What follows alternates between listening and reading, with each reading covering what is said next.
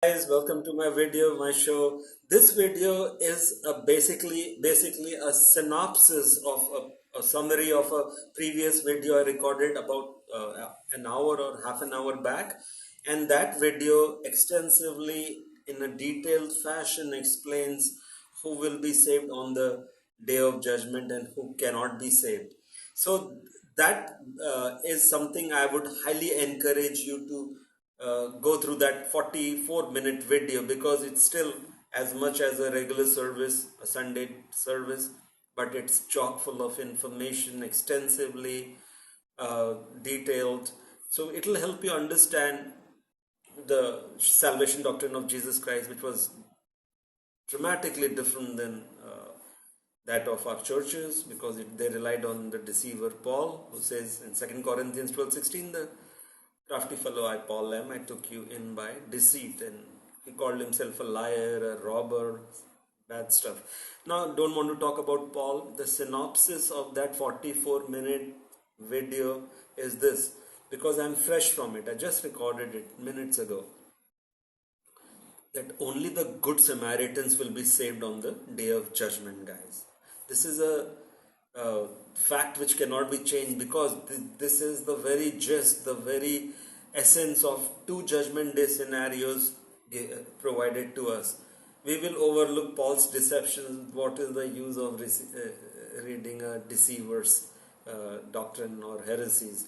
There's no point in reading Paul. I've put tons of video detailing his deceptions, but now we will be talking about two authentic sources. One is John, the apostle, the one Jesus loved, and that is in Revelation 20:11 to 15, which tells us very clearly that we will be judged for our works. Okay, as simple as this. Whoever did not have that, and this is at this point I will stop here on Revelation 20:11 to 15.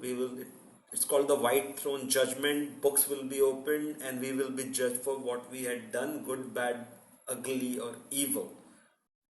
And those who didn't have good works will be condemned, but those who uh, had good works will be saved.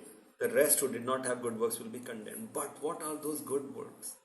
For that, I have juxtaposed in that video Matthew 25:31-46. Put it side by side, so to speak, next to Revelation 20:11 to 15.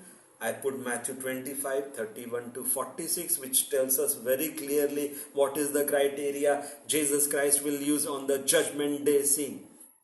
What will the judge is Jesus, and he tells us very clearly, and it's a close fit. Revelation 20:11 to 15, it had to be, and Matthew 25:31-46, also called the goats and sheep account. It's a judgment day account, guys. It is not at all a parable. Read it and read it 100 times.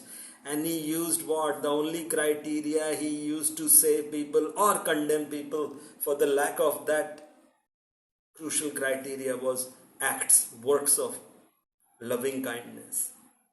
That's the story of Bible, guys. Read that. Again, I'll encourage you to check that other video out. I'm planting a link. It gives you an extensive way, detailed way, how the story flows of Bible and moves and heads towards us becoming good Samaritans.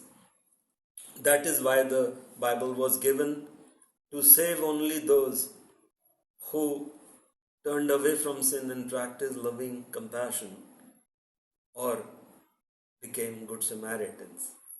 Who are the ones who practice loving compassion? Who are they called?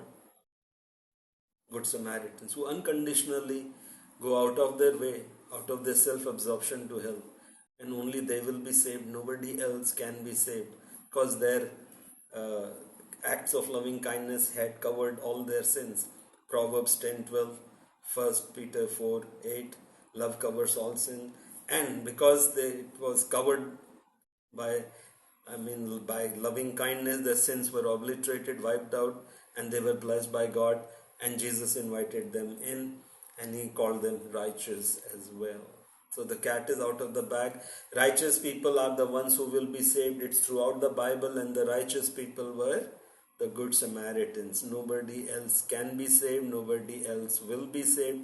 This is the finale of Bible. These two accounts tell us exactly and in most clear manner, leaving nothing to imagination or speculation, that only the good Samaritans who had works of loving kindness will be saved and nobody else, because they kept the entire law and the teachings of the prophets by turning away from fighting the sin, denying the flesh, fighting the sin, and turning to what? Righteousness, practicing loving kindness. So please check my other video also, and remember guys, this is how it's going to play out word for word, because these are words of Jesus Christ, not mine.